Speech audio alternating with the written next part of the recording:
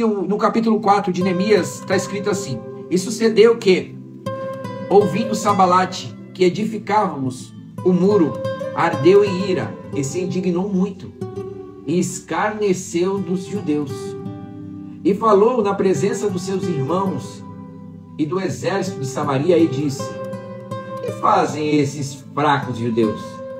Permita-me-lhe a isto sacrificarão? Arcabaloão num só dia. Vivificarão os montes de pó e pedra que foram queimados. Eles estão falando do muro de Jerusalém, que foi queimado, os portões foram queimados, as casas e foram derribadas, as muralhas, os muros. E estava com ele Tobias, o amonita, e disse: ainda que edifiquem, vindo uma raposa, derrubará facilmente o seu muro de pedra.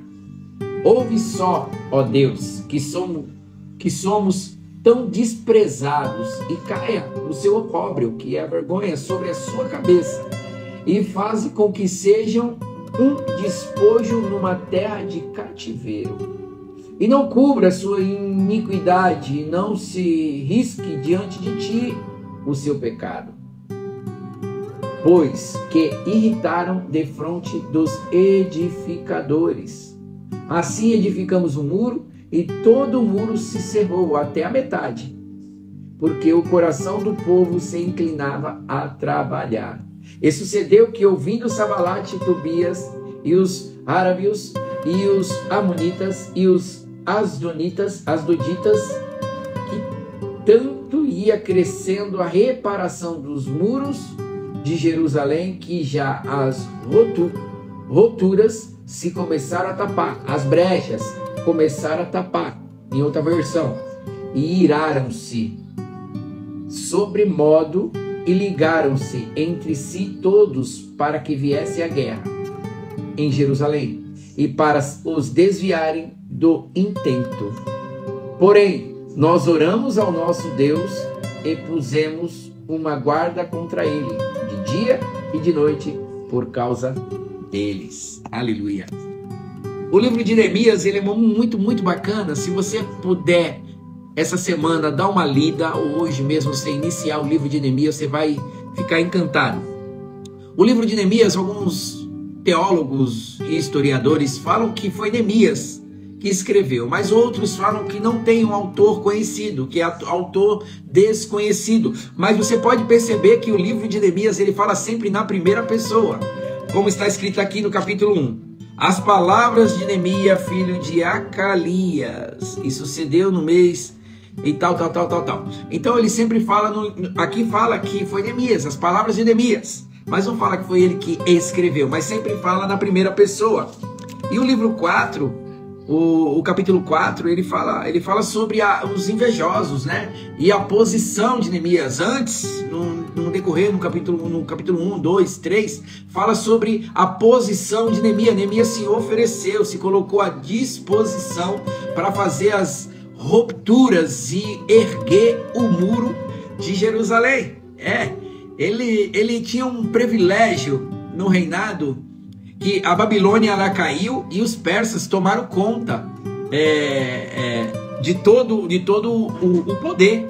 E Neemias, ele era um cara privilegiado, ele tinha um cargo muito importante, ele era o copeiro do rei. Olha isso! Mas, cara, tu é muito doido, né? Tu fala que ele tinha um cargo muito importante e ele era o copeiro do rei? Sim, ele era o copeiro do rei, ele tinha um cargo importante, ele evitava com que o rei fosse envenenado. Ele que conferia todas as bebidas, ele que servia as bebidas ao rei. Então ele tinha ali um comodismo, vamos dizer assim, ele tinha um cargo que ele poderia viver até morrer, porque ele tinha a confiança do rei, mas ele se colocou à disposição, ele tomou uma decisão como o rei. Esse rei que estava, ele era o rei Praxedes, se eu não me engano, o nome dele é mais ou menos isso.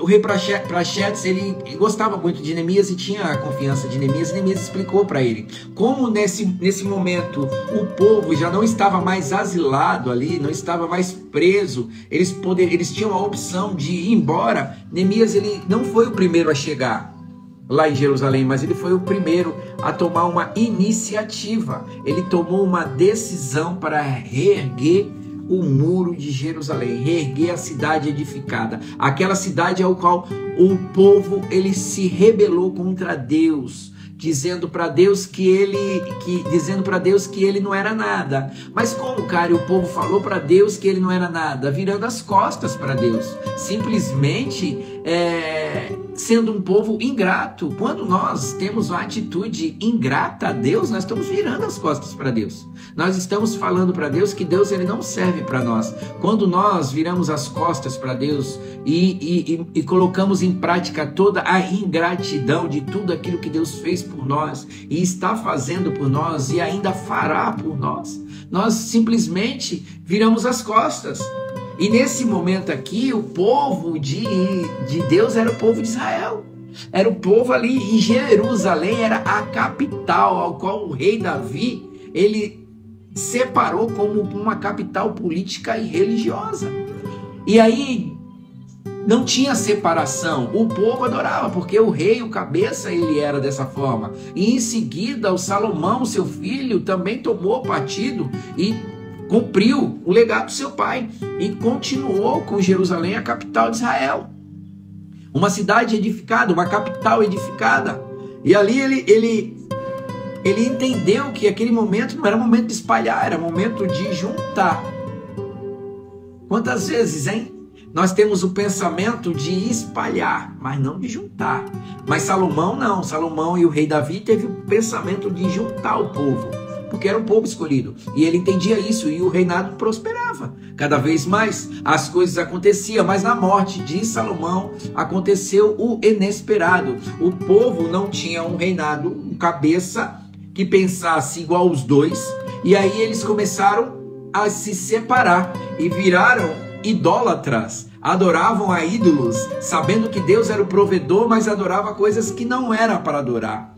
Quando o Senhor fez a separação do povo de Israel do Egito, Deus mostrou claramente quem ele era para aquele povo. Não tinha escolha. Ele era o Deus daquele povo. Ele mandava maná, café da manhã, almoço, janta, mandava água, mandava tudo. Era uma bênção, uma bênção. E o povo reconhecia quando recebia. Às vezes queria ver o Deus desconhecido.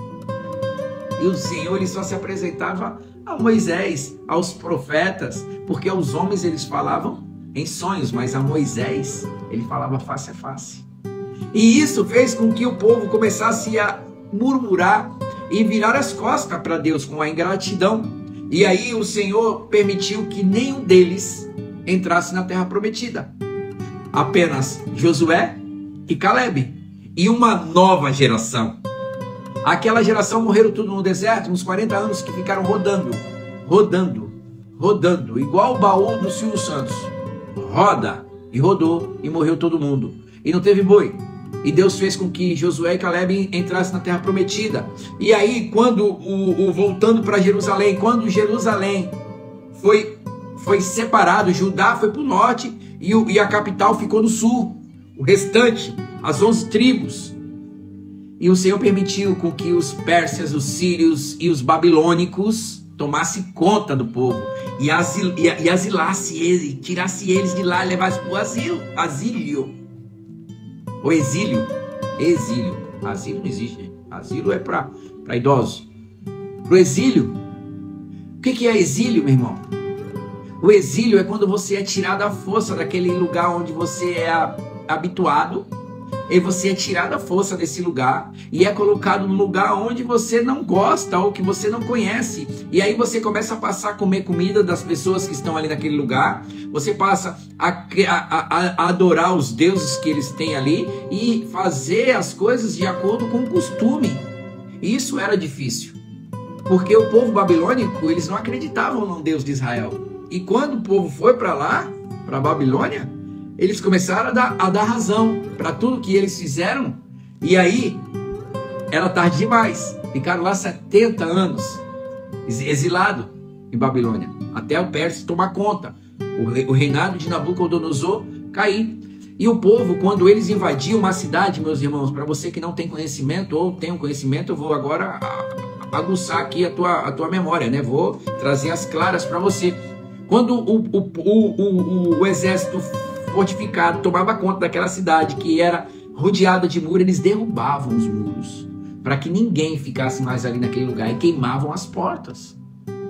E aí Neemias teve a oportunidade de se colocar à disposição de Deus para fazer esse trabalho, para fazer essa tarefa, para executar essa tarefa. Quem era Neemias? Neemias era um homem comum. Mas assim, Cário, como assim homem comum? Era um homem comum como eu e você. Simplesmente ele tomou uma decisão. Neemias era o copeiro do rei. Neemias não era profeta. Neemias não era músico. Neemias não cantava. Neemias não tocava nada. Neemias não fazia nada. Neemias simplesmente era o copeiro do rei. E quem era o rei? Não era o rei de Israel, era o rei da Pérsia. Você entende que quando você quer colocar o teu nome na história de Deus, você não precisa ter cargo. Você não precisa ter patente. Você não precisa ter posição eclesiástica, ou posição política, ou posição de liderança. Você não precisa. Você simplesmente precisa querer se colocar à disposição e executar a tarefa de Deus. Quando você anda com Deus, meu irmão, você sabe o que Deus realmente aprova em relação às suas atitudes. Elias, quando ele chega na frente do rei Acabe e aos profetas de Baal, ele fala assim, ó: segundo a minha palavra, não vai chover mais. Ele não falou segundo a palavra de Deus. Segundo Deus me falou para eu falar. Ele falou assim, Elias falou assim para o rei e para os profetas: segundo a minha palavra, não vai chover mais. E só vai chover quando eu falar. E Deus falou assim para ele assim: é isso aí, Elias. Porque tu sabe que o povo lá está idolatrando. Tu sabe lá que o povo está falando coisas que não é para falar. Tu sabe que o povo lá está adorando a Deus que não é para adorar. Sendo que eu estou aqui, eles estão olhando para o outro lado. É isso aí, Elias. Segundo a tua palavra, assine embaixo. E Deus vai lá e assine embaixo, irmão. Porque você está fazendo uma coisa que é para agrado de Deus. Porque Deus, ele se agrada e sabe que essa posição que você está tomando é a certa. Porque quando você estiver fazendo as coisas certas em Deus, não fique com medo de fazer. Não fique com medo de falar. Seja forte, seja corajoso, assim como Deus falou para Josué. Porque ele sempre vai dar uma missão para nós. Então nós temos que entender que tudo que Deus fala para nós é para a gente executar. Neemias se ofereceu, orou a Deus e colocou o pecado do povo diante do seu joelho, diante da oração. E o Senhor atendeu a oração de Neemias, mas Neemias não era ninguém. Neemias escreveu a sua história, tem um livro aqui que conta a sua história. Por quê? Por causa de uma decisão que ele fez para poder erguer o muro de Jerusalém. Mas você pensa que quando você se coloca à disposição do reino de Deus, quando você se coloca à disposição para evangelizar, para falar do Senhor, quando você se coloca à disposição para jejuar, fazer a vontade de Deus, matar a tua carne, para que o Senhor cresça na tua vida, você sempre diminua, sempre vai aparecer os opositores. Sempre vai aparecer as pessoas para dizer para você o que você deve ou não deve fazer. Sempre vai aparecer as pessoas para falar para você que você não consegue. Pode ser também que elas apareçam para falar que você não é capaz para tal função, que aquilo que você está desejando não é aquilo que Deus quer. As pessoas, elas vêm realmente, muitas vezes enviada por Satanás, ou muitas vezes enviada de um sentimento de inveja, porque você se colocou à disposição, você se colocou na brecha para querer fazer a obra do Senhor, e as pessoas vêm simplesmente armando, facciando, fazendo uma facção para querer te tirar desse propósito. Mas você tem um exemplo aqui no livro de Neemias, ao qual eu pedi para você depois dar uma lida. Neemias, ele não desistiu, mesmo aparecendo Sabalate, Tobias, Gesem, ele não desanimou, ele simplesmente orou a Deus, colocou o povo em oração, mas também vigiou. Colocou homens, as famílias que estavam ali, ele fez um exército, ele começou a pegar estratégias que Deus estava dando para ele e colocou pessoas com arco, com lança, com flecha, com espada, tudo de turno em turno para que a obra do Senhor não fosse parada. Irmão, eu quero te falar um negócio nessa noite. Quando você se colocar à disposição, não tenha medo. O Senhor, ele vai estar contigo. Peça ao Senhor estratégia, peça ao Senhor discernimento, porque tem pessoas que vão falar para você que é de Deus, aparentemente parece, mas não é. É igual o Denorex. Você conhece Denorex? Se você conhece, eu já sei a sua idade. Denorex era um comercial que passava na televisão. A minha irmã acabou de entrar aí, ó, é do tempo dela. Denorex parece, mas não é. E às vezes as palavras que vêm ao nosso encontro são palavras doces, palavras que parecem boas, mas no final ela tem um gosto amargo de fel. E essa palavra às vezes ela não faz bem ao nosso propósito, porque ela vem direcionada para nos tirar do propósito. Às vezes ela parece, por que tu não faz assim? Mas tu já está direcionado para fazer assim. Por que tu não vai por aqui? E aí você, para dar ouvido a essas vozes, você vai. Sanbalate Tobias queria tanto que os muros não fossem erguidos, que eles armaram contra. Gesem falava que queria montar um esquema para introduzir os inimigos dentro do arraial. Só que Deus já estava vendo todas as coisas. Deus já estava o avisando. E aí o Senhor começou a trabalhar em favor daqueles. E quando eles, os inimigos, viram que o povo estava armado e pronto para fazer a obra, eles desistiram, eles recuaram.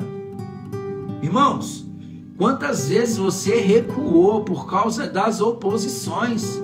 Eu não vou fazer. Eu não vou conseguir. Se eu fizer, fulano vai falar. Se eu fizer, fulano vai dar opinião. Irmão, não ligue para as opiniões.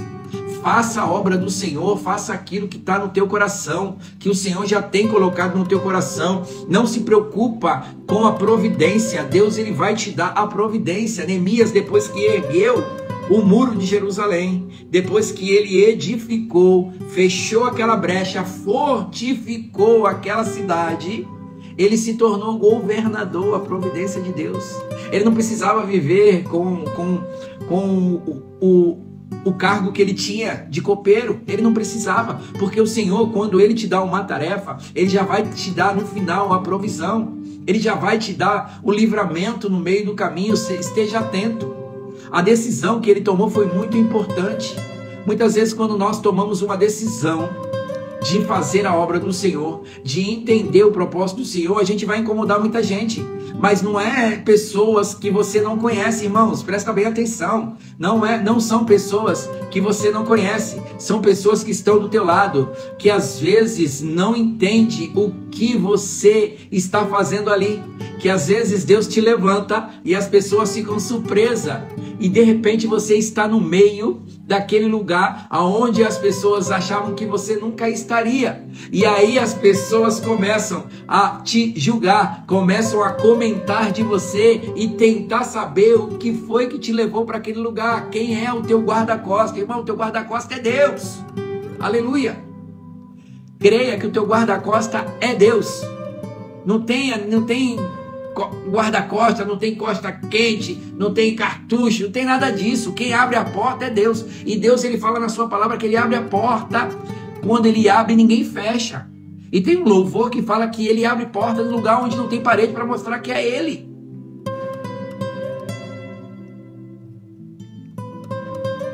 Você quer comprar a sua casa, você quer comprar o seu carro, você quer realizar um sonho material, você tem vontade, é um sonho seu.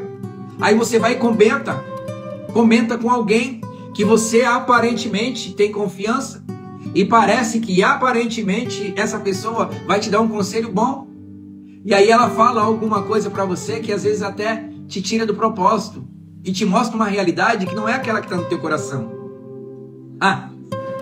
Não é aquela realidade que está no teu coração, que é aquela realidade que Deus já brotou no teu coração. E aí você dá ouvido. as pessoas que estão ao teu redor. E aí você fala, realmente está longe. Aqui, ó, tem duas pessoas que estão aqui nessa live, a Mileide e o Salésio, que eles compraram o imóvel dele, que eles achavam que nunca iam conseguir, ou até achavam que iam conseguir, mas não da forma como foi.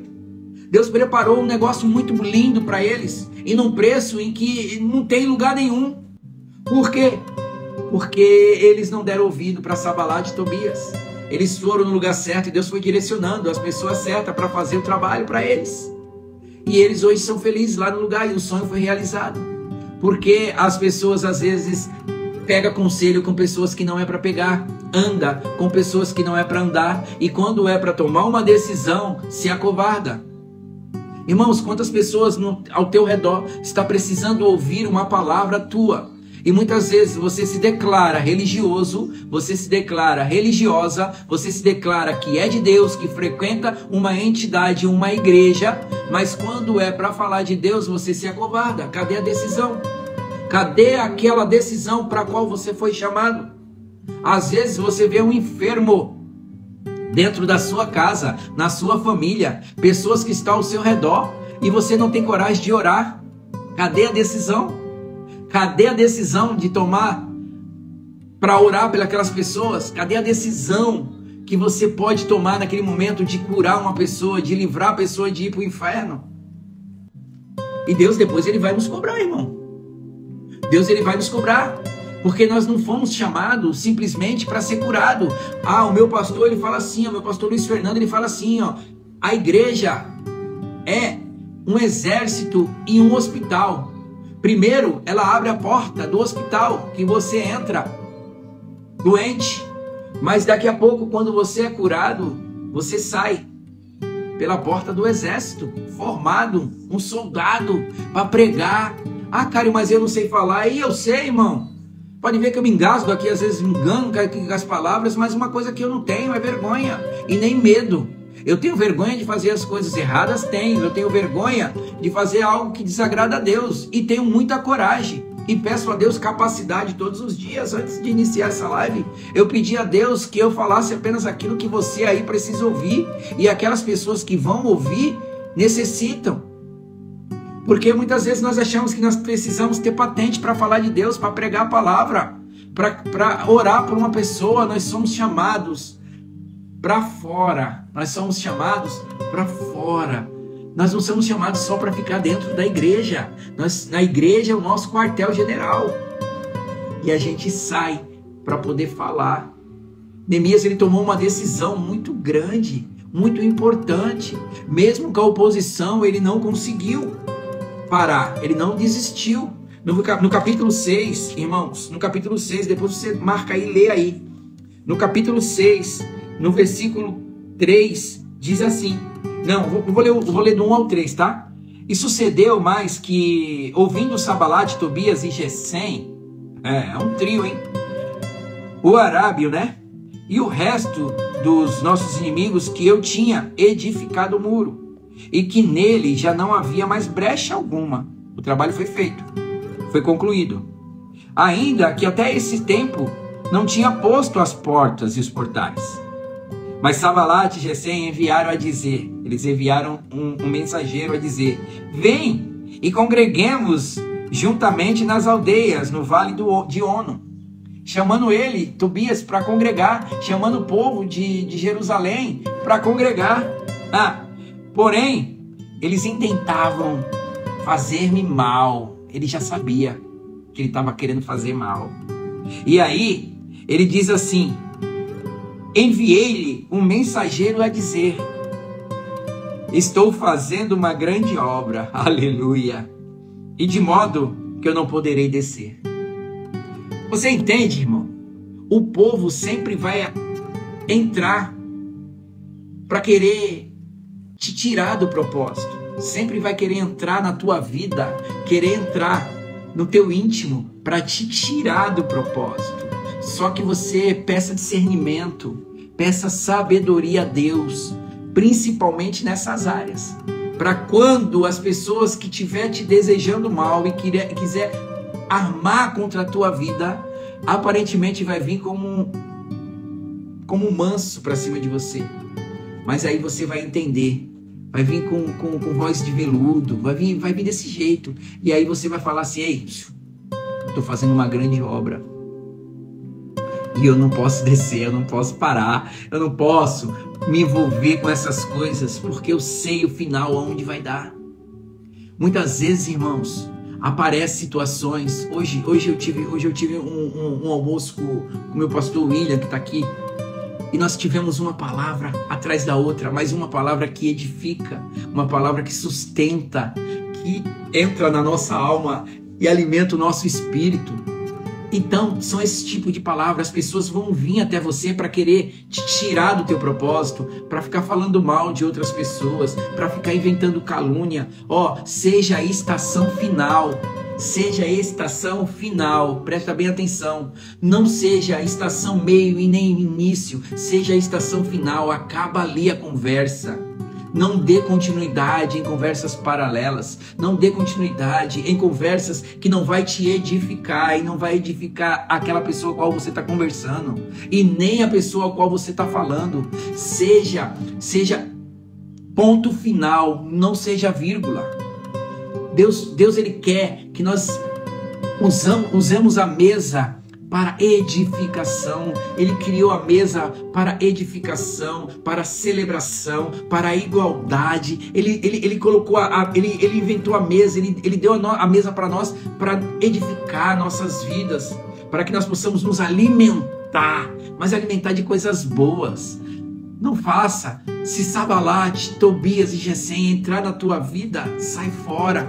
Toma uma decisão. Receba apenas aquilo que vem de Deus e aquilo que não vem, ponto final.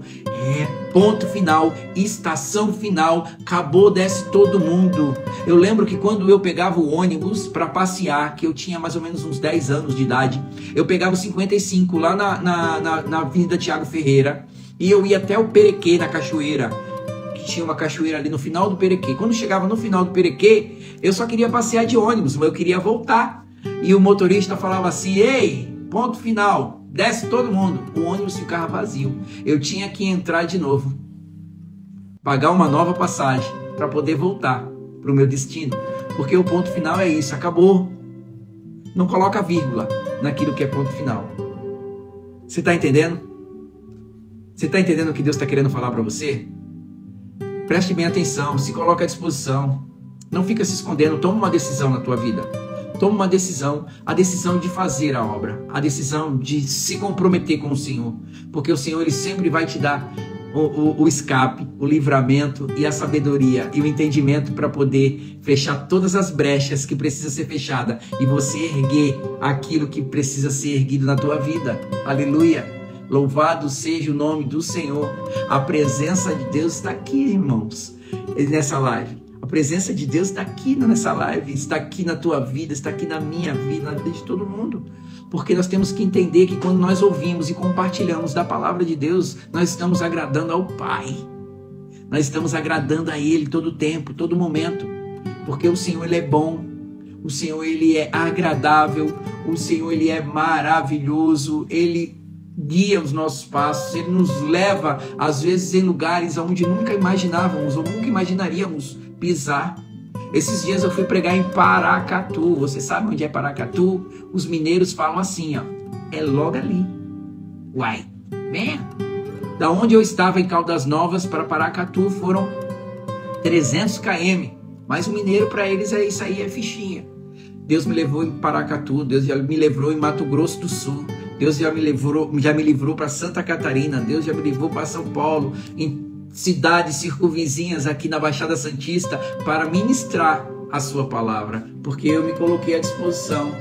Tomei uma decisão na minha vida de pregar a palavra de Deus, de falar do amor de Deus, de fazer a vontade de Deus. Aí você fala para mim assim: mas cara, não aparecem as oposições? Muitas, irmãos. Aparecem muitas oposições. Teve situações que eu fui proibido, fui cortado, fui proibido, irmão. Fui proibido de pregar o evangelho, fui proibido.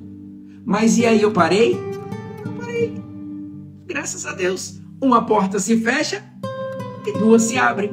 E Deus ele faz assim, porque eu não estou pregando a minha palavra. Eu não estou falando segundo o meu coração. Estou falando segundo a palavra do Senhor, segundo o coração do Senhor, porque é a palavra de Deus que liberta. O Cário simplesmente não tem nada para oferecer. Eu sou comum, igual Neemias. Neemias comum, eu comum. Neemias não tem a patente, eu não tenho patente e nem preciso de patente para pregar a palavra. Há quanto tempo eu faço isso? Há 21 anos. Eu nunca precisei de ter grupo de oração para orar, eu nunca precisei ter grupo de evangelismo para evangelizar, eu nunca precisei ter grupo de louvor para louvar, eu nunca precisei ser pastor para pregar, porque primeiro você é, depois você é reconhecido. Davi, ele estava sendo rei quando ele foi ungido pelo profeta Samuel na casa de Jessé, na frente de todos os irmãos. Ele foi ungido rei e já era rei, mas ele ainda não tinha trono. Era o rei que não tinha trono, mas Deus foi treinando Davi antes de ser ungido e após a unção. É dessa forma que Deus quer fazer em nossas vidas. Só se coloca na posição. Vai aparecer Sabalate, vai aparecer Tobias, vai aparecer Gesem, vai aparecer também os que estão próximos, que aqui a Bíblia fala também no livro de Neemias que os judeus mais ricos se aproveitavam dos mais pobres e queriam fazer deles escravos. Então sempre vai aparecer as pessoas que estão ao nosso redor também, que querem se aproveitar da nossa bondade, daquilo que a gente tem se colocado para fazer a obra de Deus. E às vezes eles estão pensando que nós estamos simplesmente descobertos, somos bobos e realmente somos servos. Somos servos e somos espertos, porque nós estamos fazendo para Deus e não para os homens. Então a palavra de hoje é decisão. Não pare, tome iniciativa. Tome uma decisão em fazer a vontade de Deus. Aleluia! Glória a Deus. Aleluia.